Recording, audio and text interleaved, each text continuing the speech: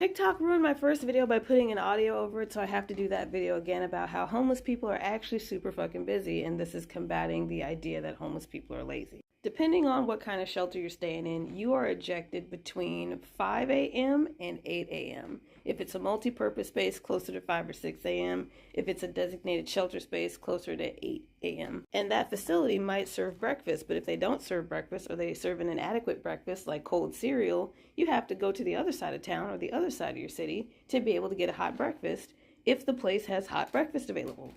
And then you have to go to the other side of the town to go to the day labor place if the place has day labor places available.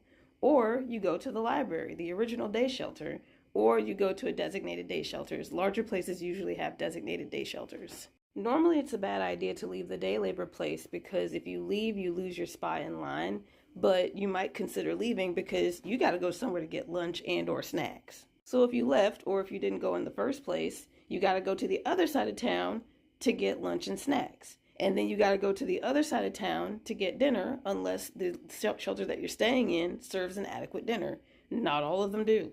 But let's say you stayed at the day labor place and you got work earlier in the day. That means that you may not get lunch, although some day labor places do provide lunch because they understand, a lot of what people are going on. But then it becomes a toss-up between, are you going to be able to get work or are you going to be able to get back to the shelter on time before curfew? Now, some shelters make exceptions for work, but a lot of shelters don't. You're either there or you don't get a bed.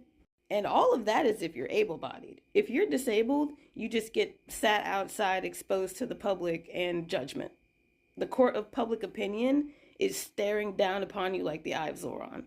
But educated, what about the people sleeping in tents? The people sleeping in tents have to go on about their day hoping that their shit doesn't get suddenly swept, which is a whole nother set of stressors.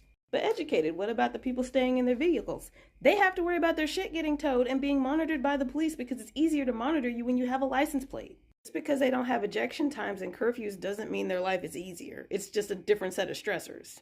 And stress also makes your body very busy.